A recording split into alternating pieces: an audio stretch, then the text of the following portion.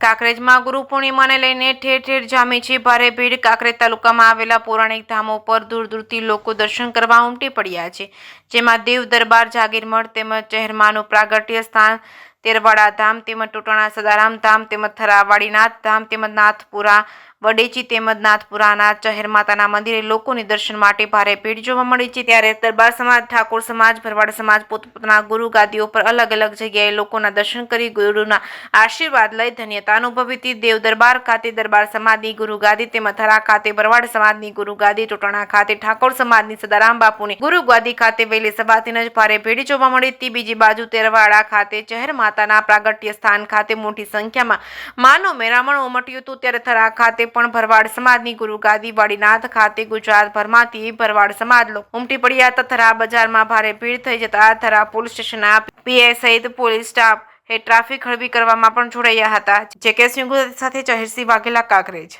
શ્રી વડેચી ધામ, નાથપુરા અને કુડવા। ત્યારે આ કુડવાનીમાં ખૂબ રખેવાળી વડેચી માતા ધામ છે એવું, એટલે આ માતાજીના ખૂબ ચમત્કાર છે। ચમત્કાર એવા છે કે કોઈ પણ વસ્તુ ખોવાઈ ગયેલી હોય તે માતાજીની શ્રદ્ધા રાખી અને શ્રદ્ધાથી એમનું નમન કરે તો એ વસ્તુ માતાજીની પરત મળી જાય છે।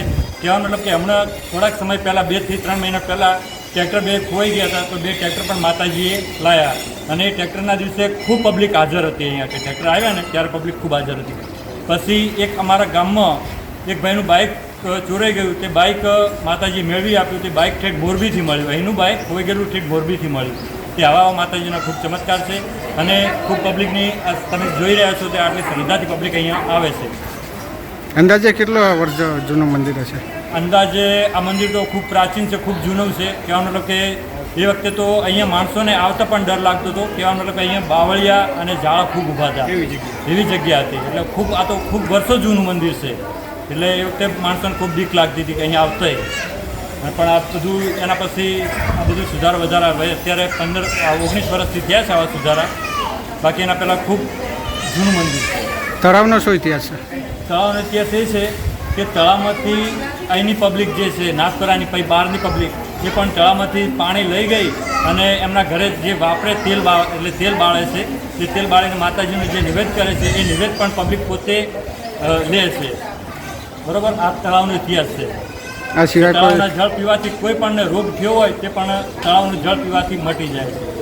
હમણાં એક અમારે ઠાકોર બાપા છે, ઠાકોર બાપાના ઘરનાને જે કાન દુખતો હતો તે ઠાકોર બાપાએ ત્યાં રહીને મોનતા મોની કે મારી ઘરવાળાને આ મટી જાય કાન, તો બસમાં બેઠા બેઠા મોનતા મોની તે ઠાકોર બાપાને ઘરનાનું જે કાન દુખતો તે પણ મટી ગયો। ત્યારે ઠાકોર બાપા અહીંયા આવી અને સવારમાં તળાવમાંથી પાણી એમના ઘરને પીધું। ઓકે, તમારું નામ?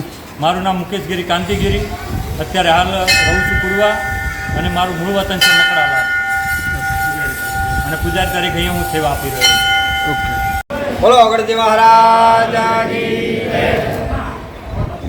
આજના પવિત્ર દિવસ એટલે કે ગુરુ પૂર્ણિમા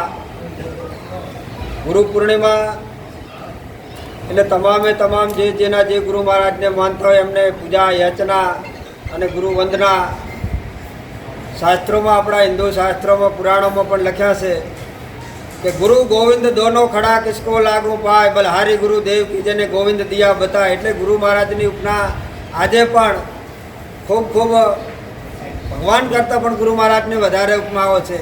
માટે આજનો જે દિવસ છે પવિત્ર દિવસ એવો જ ગુરુ પૂર્ણિમા નિમિત્તે ઓગણજી મહારાજ, મા હિંગળાજ તમામ સેવકોને ખૂબ સુખી રાખે, ખૂબ સારું કરે એવા જ આશીર્વાદ। બોલો ઓગણજી મહારાજ।